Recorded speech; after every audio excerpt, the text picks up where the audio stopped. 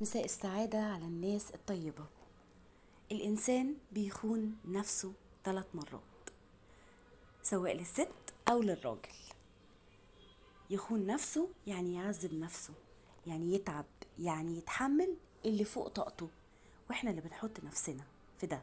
المرة الأولانية لما بيستمر بعلاقة بتدمره نفسيا، واللي قدام منه بيتعمد ان هو يمرضه ويعييه، بل كمان بيفرح ان هو بيعيا وبيتعب، يعني بيبقى لاقي متعة ولذة في ان اللي قدام منه بيتعذب.